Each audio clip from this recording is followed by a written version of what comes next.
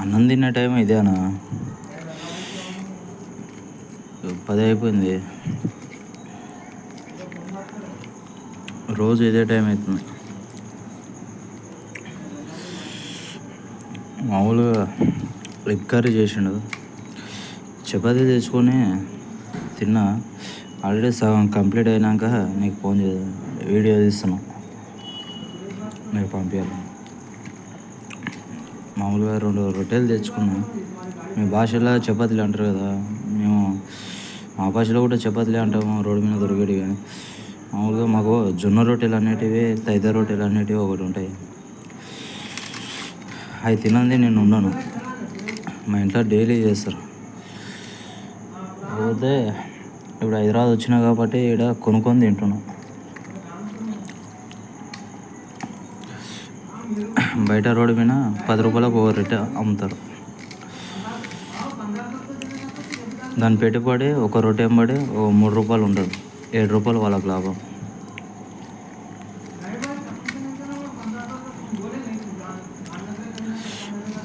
ఆ రొట్టెలు తెచ్చుకొని తింటున్నా, తైద రొట్టెలు. లేకపోతే అంటే తైదలు అంటే మీ దిక్కు ఏమంటారో ఏమో తెలియదు, రాగులు అంటారు అనుకుంటా. మా దిక్కు ఇంకోటి వేరే విధంగా జొన్నలు అంటాం. తెల్ల జొన్నలు, ఎర్ర జొన్నలు అంటాం. అసలు మీ దిక్కు ఆ పంటనే ఉండదు అసలు. ఎప్పుడు చూసినా వరి వరి వరి అంటారు. మీ ఆంధ్ర వాళ్ళు పండించినందుకేనేమో దాని వాల్యూ తక్కువ ఉంది, రైస్ రేట్. జొన్నల రేటే ఎక్కువ ఉంది.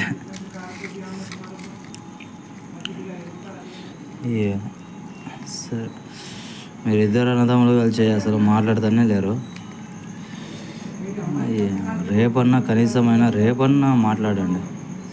నా పరిస్థితి చూసి నేను ఇంత ఖచ్చితంగా డ్యూటీ చేస్తున్నా అంటే అర్థం చేసుకో. ఎందుకంటే నా మనసులో ఒకటి అనుకున్నా, చెప్పలేదు.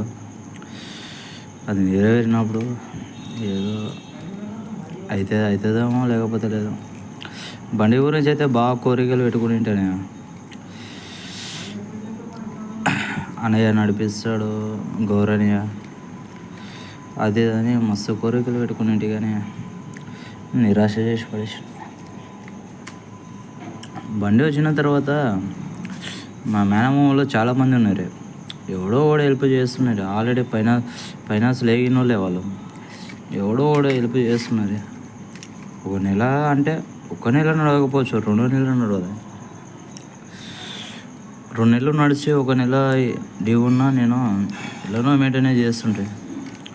కానీ నన్ను ఆశలు మొత్తం నిరాశ చేసే వరకు నా కోపం వచ్చి ఏదో ఆయన తిట్టినానంట. తిడితే ఇప్పుడు మాట్లాడతలేడంట. ఏం తిట్టినా ఆల్రెడీ నువ్వు అంత తెలివిపరుడు కదా, ఎదుటివాడు రఫ్గా మాట్లాడినప్పుడు రికార్డింగ్ చేసుకుంటావు కదా, రికార్డింగ్ ఏందో పంపి అంటే పంపిస్తాడు.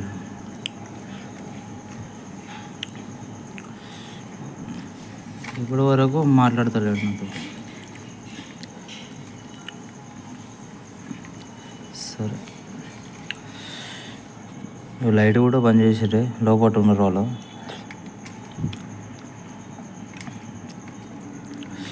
తిని ఇక పనుకోవడం ఒకటే. మళ్ళీ పొద్దుగాల లేసి టెన్షన్ మీద ఇక 9 గంటలకు డ్యూటీకి వెళ్ళాలి. అది టంబు పెట్టాలి, అంటే ఫింగర్ ప్రింట్ పెట్టాలి. ఫింగర్ ప్రింట్ 9 లోపల పెట్టాలి. అటువంటిప్పుడే డ్యూటీ పడుతుంది. ఆ 9 తర్వాత పెడితే వేస్ట్ ఇక ఆ రోజు డ్యూటీ పోయినట్లని. ఇక్కడ నుంచి ఒక 20 రూపాయలు ఆటోకి ఇచ్చి వెళ్ళాలి నేను, 3 కిలోమీటర్లు రోజు అప్ అండ్ డౌన్. వచ్చేటప్పుడు ఏదో కంపెనీ వాళ్ళు ఉంటారు, వస్తారు. కానీ పోయేటప్పుడు అయితే 20 రూపాయలు ఇచ్చి ఆటోకి పోవాల్సిందే. కరెక్ట్ 8:30కి ఈ నుంచి బయలుదేరితే 3 కిలోమీటర్లు ఓనికే. అది ఆ కంపెనీకి ఒకటే ఓనికి ఆటోలు ఉంటాయి. ఆటోలు ఉండాలంటే ఇక మామూలుగా ఉంటాయి, ఉండకపోవచ్చు. మా ఊళ్ళతో కూడా మాట్లాడతలేను నేను అంత ఇదిగా. రూ. 1,00,000 మా ఫ్రెండ్తో అయితే కూడా మా ఫ్రెండ్తో కూడా మాట్లాడతలేను. వాడు కావాలన్నా ఏదన్నా ఓ 10,000 20,000 అంటానన్నా అడిగిండు. వద్దురా బాబు నాకు వద్దాను. మా వాళ్ళు అడిగిండ్రు 10,000 కావాలన్నా అని. నిన్నే ఫోన్ 3 రోజుల కింద ఫోన్ చేసి అడిగిండ్రు. నిన్న కాదు 3 రోజుల కింద ఫోన్ చేసి అడిగిండ్రు.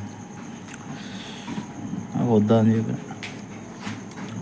మనకెందుకు వాళ్ళతో 30,000 తీసుకుంటే 3 వంకలు అవుతాం. అసలు రోడ్డు మీద పడి తాగి చచ్చిపోయేది కూడా తెలియదు. మన కష్టం మనకు ఉంటే ధ్యాస ఉంటుంది. అరే ఈ కష్టం చేసినాము, ఈ విధంగా కష్టపెట్టుకోవాలి, ఈ విధంగా ఖర్చు పెట్టుకోవాలి, ఈ విధంగా తాగాలి. అటువంటి కూడా ఎదుటోని పైసా ఏమిటికి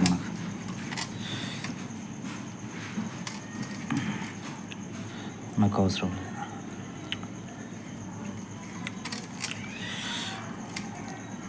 మీ బతుకులు అయితే మీ బాగానే ఉన్నాయి. సరేనా, అన్నం అయితే కొద్దిగా కంప్లీట్ చేసిన, కూర మిగిలిపోయింది. ఇంటికాడ వద్దని అన్నం ఏమంటే అన్నం మిగిలిపోతుండే కానీ కూర లేకుంటుండే. మా దిక్కేమో కూర మిగిలిపోతుంది కానీ అన్నం అయిపోతుంది. అదే తేడా అక్కడికి ఇక్కడికి, ఆంధ్రాకి తెలంగాణకు అదే తేడా.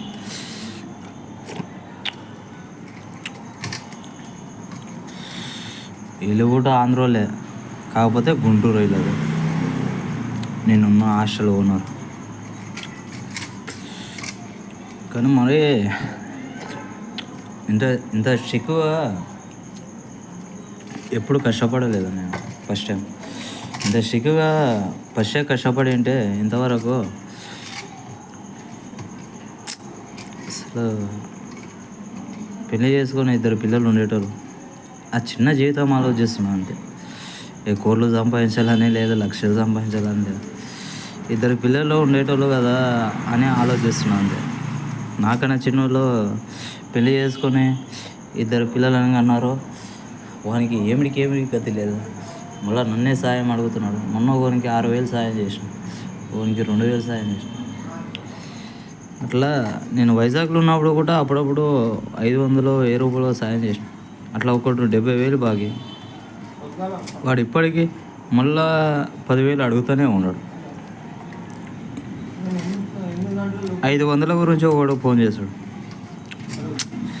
అటువంటివి ఎన్నో జరుగుతాయి కానీ మనకేందిలే పెళ్ళి తర్వాత చూసుకుందాం అని ఇంత మోసపోయినా కానీ ఇప్పుడు నాకు పెళ్ళి ఏందో అనేది తెలివి వచ్చింది. మరి ఘోరం. సరేలే, కాకపోతే బాధ అంత.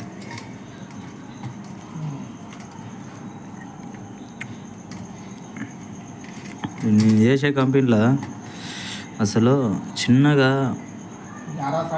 ఆ పక్కకు బ్యానర్ ఉంటుంది కదా, అదే నీకు వీడియోలో చూపెట్టినా కదా, పక్కకు బ్యానరు సిల్క్ ఎస్ఎస్ సిల్క్ అని ఉంటుంది కదా బ్యానరు. ఆ బ్యానర్కి చిన్న చెట్టు తగిలి గీసుకపోయినా కూడా మన జీతంలోకి వెళ్ళి కట్ అవుతాయి. చిన్నగా గీత పడినా కూడా వాడు ఈ బ్యానరే మార్చేయాలి రాబాయ్ అని చెప్పి 1,000-1,500 కట్ చేస్తాడు మన జీతంలో. అంత స్టిక్. అసలు బండి టచ్ అయినా ఇదే డేంజరే. ఆ బండి టచ్ కాకుండా చూసుకోవాలి అంతే. నా దేవుని పుణ్యంగా 7-5 రోజులే అసలు టచ్ కాలేదు. కానీ దసరా పండుగ వరకు చేయాలనుకున్నా. దసరా పండుగ వరకు ఏంది, నేను జీవితంలో టచ్ చేయనని నాకు తెలుసు. టచ్ చేయను కూడా నేను అనుకుంటే. కానీ కనీసం మీ టెన్షన్ పెట్టుకున్నా ప్రతి వీడియో షాప్ కాడికి పోయినప్పుడు తీసినప్పుడు రిప్లై చేయకపోతే మీ బాధనే ఉంది. ఆ టెన్షన్లో గిట్ట ఏమన్నా తగిలిస్తానేమో ఆలోచించుకుంటా అంటారు అనుకుంటా. కానీ డ్రైవింగ్ మీద మాత్రం పర్ఫెక్ట్గా ఉండాలి. కాకపోతే నాకు ఒకటి అనిపిస్తుంది, పెళ్ళి చేసుకుంటే మా భార్యను కూడా ఇదే సిలుకుస్తాం. అందులో లేడీస్ పని చేస్తారు. అందులో పెడితే ఒక 12,000 వరకు ఇస్తారు. నేను రిక్వెస్ట్ చేస్తే 15,000 కూడా ఇస్తారు మా భార్య. అట్లా సెటిల్ అయిపోదాం అంటానని అనుకున్నా. అనుకొని మా వాళ్ళకి ఫోన్ చేస్తే నీకు ఇప్పుడు కావాలన్నప్పుడు ఎక్కడ దొరుకుతుంది పిల్ల, కొన్ని రోజులు ఆగు, ఇప్పుడే కదా హైదరాబాద్ వచ్చింది, ఎన్ని రోజులు ఎక్కడనో ఉండవు అది ఇది అన్నారు. అందు గురించి 4 రోజులే ఇప్పటికీ మాట్లాడతలేను. వాళ్ళ ఫోన్లు వస్తే కూడా లేపుతలేను. తిట్టేసిన వాళ్ళని, ఇక ఫోన్ కూడా లేపుతలేను. ఏదో అనే సొల్యూషన్ అడుగుదాము, మాట్లాడదాము అని ఫోన్ చేస్తే ఆయన కూడా ఫోన్ లేపుతలేడు. ఏం చేయాలో ఏం అర్థమవుతలేదు. ఆయననేమో గొప్ప ఫీల్ అయిపోతున్నాడు. ఎన్ని కోట్లు ఉన్నా ఏం చేస్తాడన్నా, ఎన్ని పైసలు ఉన్నా ఏం చేస్తాడు? వేస్ట్ అన్నా. పైసతో ఏం చేయలేము. రోజు వచ్చిన దాంతోనే తాగుతులోడైనా సరే రోజు వచ్చిన దాంతో మహా అంటే 10,000 బాటిల్ తాగవచ్చు, 20,000 బాటిల్ తాగవచ్చు, ₹1,00,000 బాటిల్ తాగవచ్చు. ఒక ₹1,00,000 ఒకటి పుల్ బాటిల్ దొరికినా ₹1,00,000 బాటిల్ తాగవచ్చు. కానీ అవుటే అవుతాడు కదా వాడు. కానీ వాడు కోలుకోవాలంటే 3 రోజులు అవుతుంది. మళ్ళీ రిలీఫ్ కావాలంటే 3 రోజులు అవుతుంది నా లెక్క ప్రకారంగా అయితే. అనుభవించి వచ్చిన ₹1,00,000 మంది అయినా అదే మత్తు, ₹70 మంది అయినా అదే మత్తు. కాకపోతే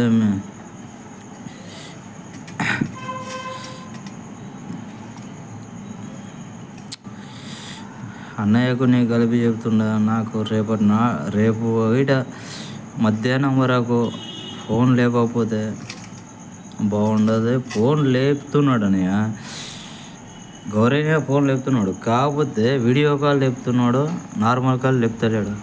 వీడియో కాల్ లేపి అంకిత్ గారి ముందల, వాళ్ళ ముందల, లేకపోతే ఆయన పేజ్ చూపెట్టడం, లేకపోతే అంకిత్ గారి పేజ్ చూపెట్టడం, లేకపోతే టీవీ చూపెట్టడం,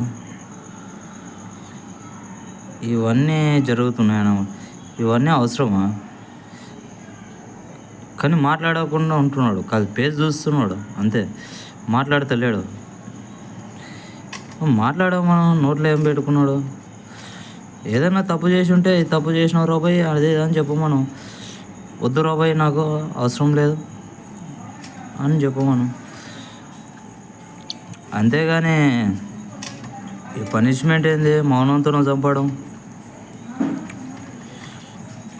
అంటే ఆయనతో పైసలు ఉన్నాయా? అంతకన్నా కోటేశ్వరుని అవుతానా నేను తలుచుకుంటే.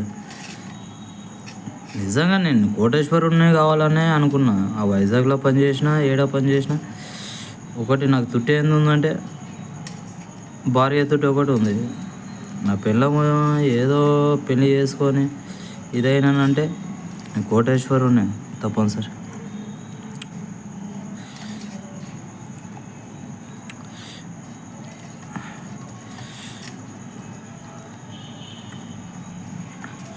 కాకపోతే పెళ్ళి అంతవరకు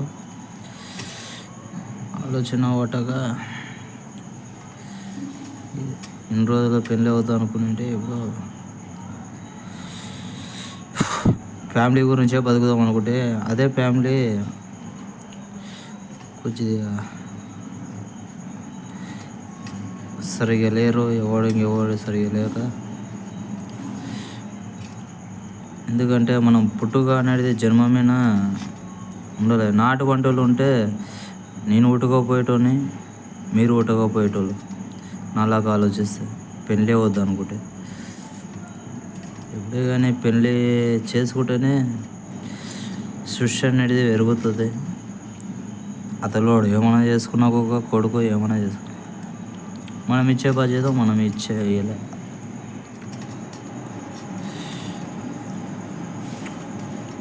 సరే ఉంటాము. ఇప్పటికే 15 నిమిషాల 26 సెకండ్లు 27, 28 సెకండ్లు అవుతుంది.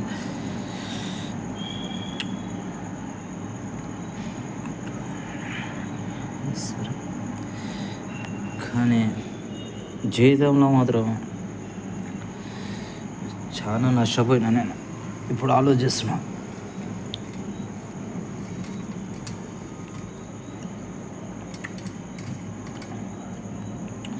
దయచేసి రిక్వెస్ట్ అన్నయ్యను మాట్లాడమని చెప్పు నాతో. లేకపోతే బ్లాక్ లిస్ట్లో పెట్టామను ఫోను. నా నెంబరు బ్లాక్ లిస్ట్లో పెట్టేసామను. ఒకసారి బ్లాక్ లిస్ట్ అని వచ్చిందనుకో అసలు ఫోనే చేయను. 2 నెంబర్లు ఉన్నాయి నాతో. ఆ 2 నెంబర్లు బ్లాక్ లిస్ట్లోనే పెట్టేయమను. అటువంటిప్పుడు నేను ఫోనే చేయను ఆయనకు.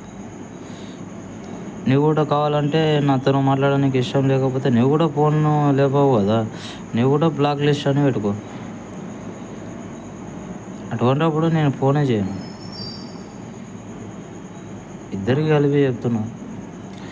ఎందుకు మళ్ళీ ఫోన్లో రింగ్ కావడం లేకపోవడం, ఏమైనా కొటేషన్లు పెడితే చదవడం చూడడం అవన్నీ అవసరమా? నచ్చినప్పుడు వదిలేయలే మనిషిని, మర్చిపోలే.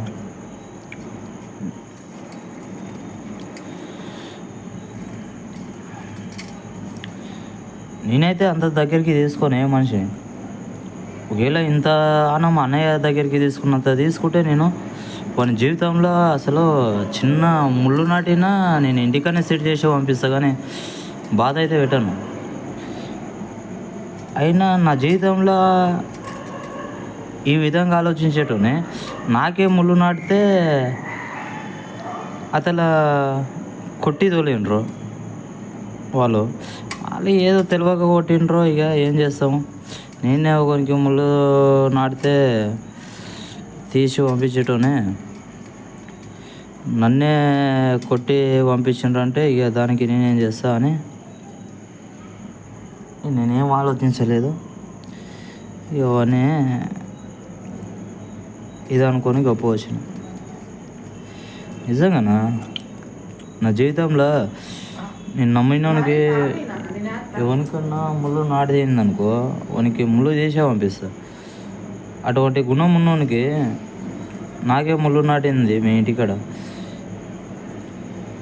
ఏదో తప్పుగా మాట్లాడిండొచ్చు తాయిన బాబులో, తప్పుగా మాట్లాడిన మాత్రంలో కొట్టి తోలడం, పొద్దుగాల లేచి కూడా మాట్లాడకపోవడం ఇవన్నీ తప్పే కదా.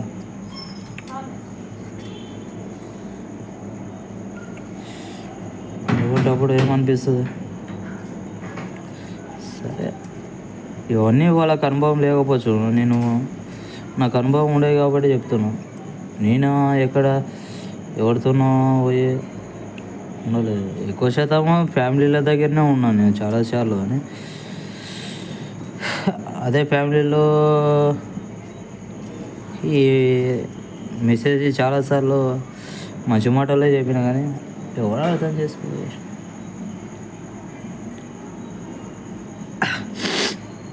సరే ఎంత చెప్పినా వేస్ట్.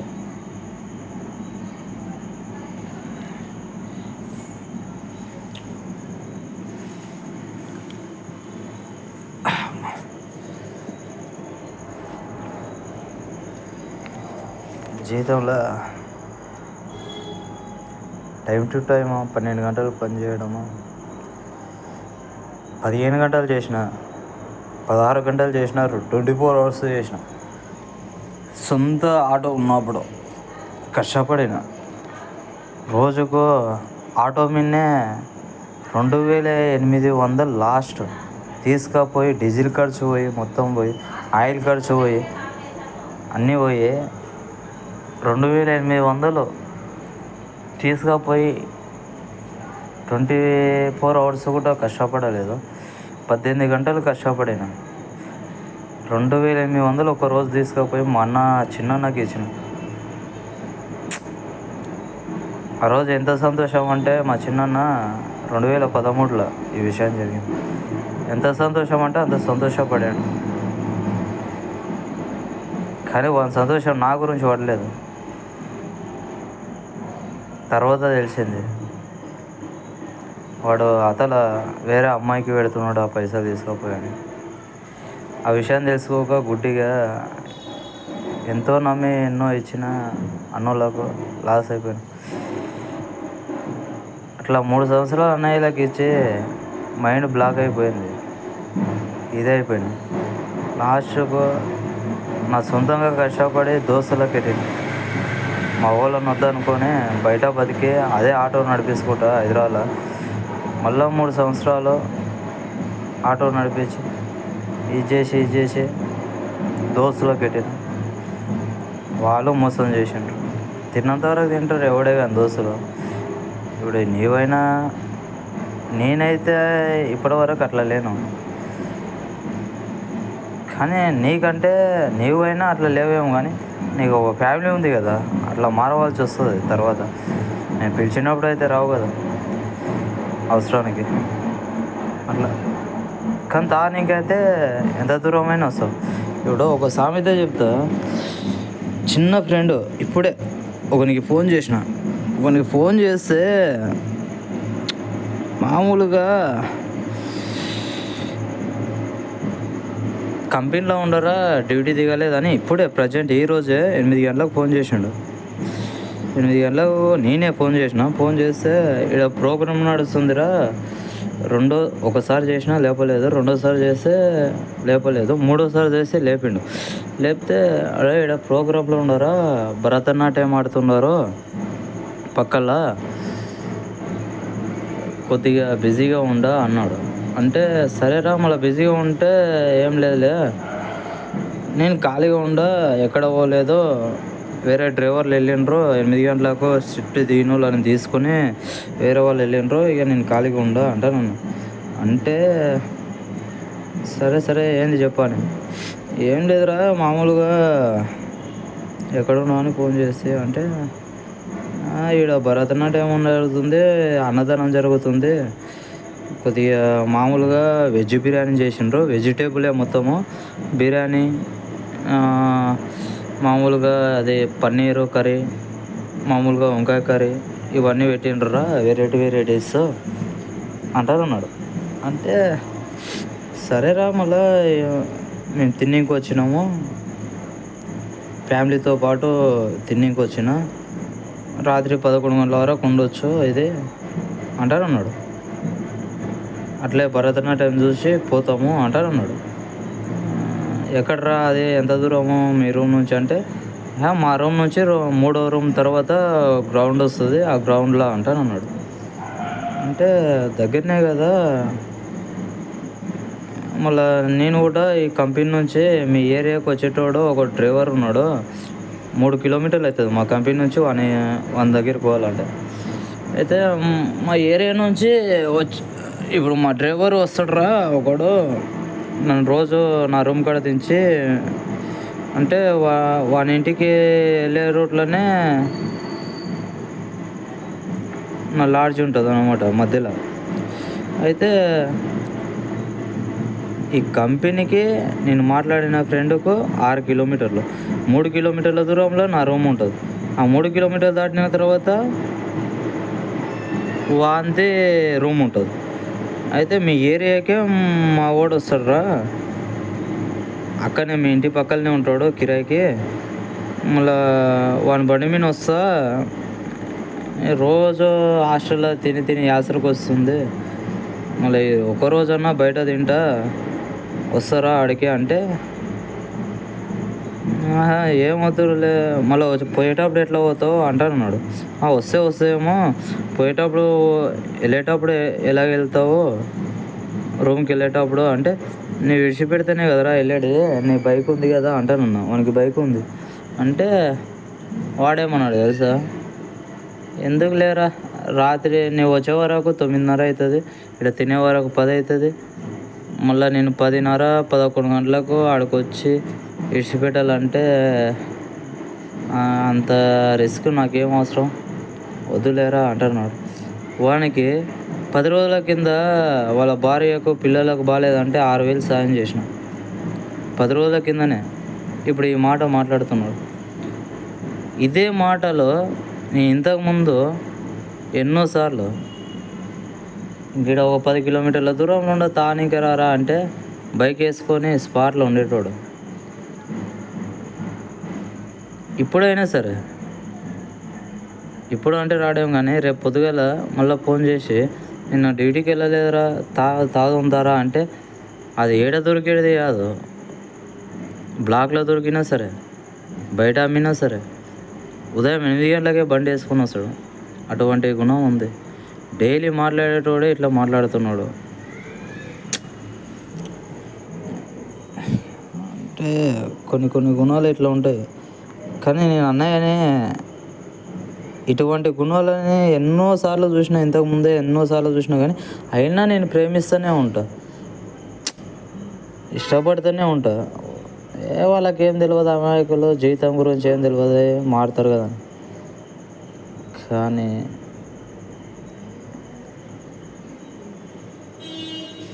అన్నయ్యని నమ్మినంత, నేను నమ్మినంత ఎవరు నమ్మలేదని. ఆడొచ్చి ఇవన్నీ తలుచుకొని ఆడదాయి ఇది చేస్తున్నాను. దానివల్లనే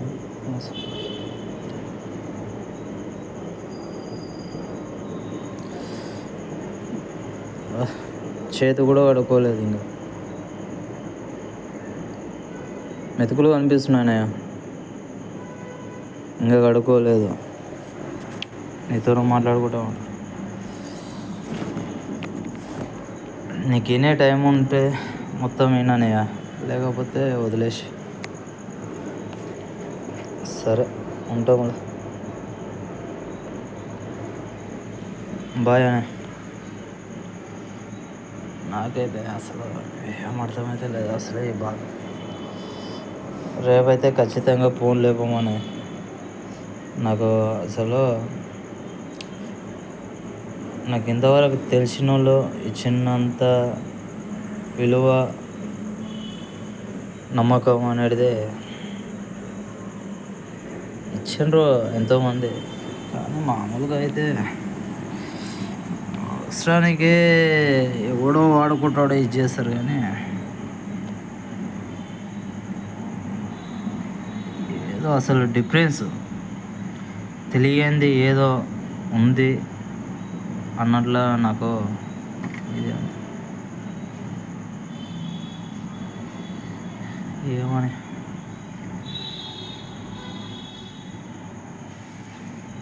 అసలు అర్థం అవ్వట్లేదు. ఈ ఫ్రంట్ కెమెరా పెడదామంటే చూపెట్టడానికి కూడా నాకు వస్తలేదు.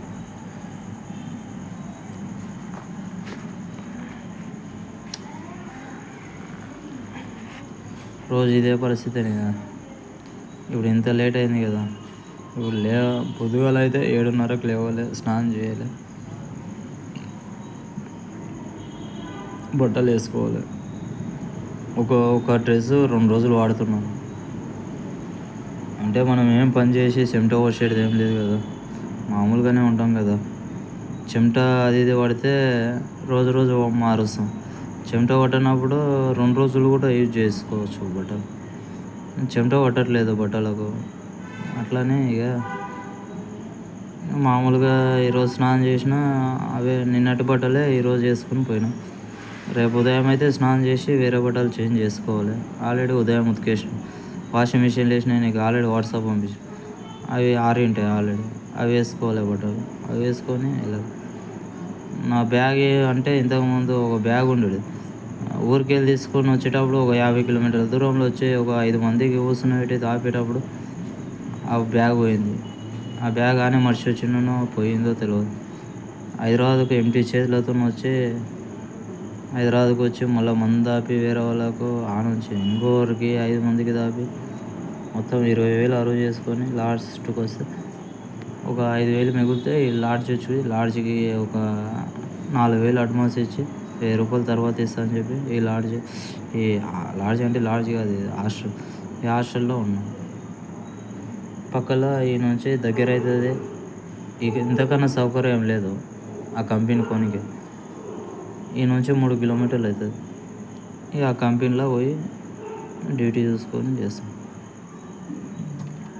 కానీ అదే బండి తీసుకుని ఉంటే ఎలా ఉంటుండేనో లైఫ్. ఇప్పుడేమో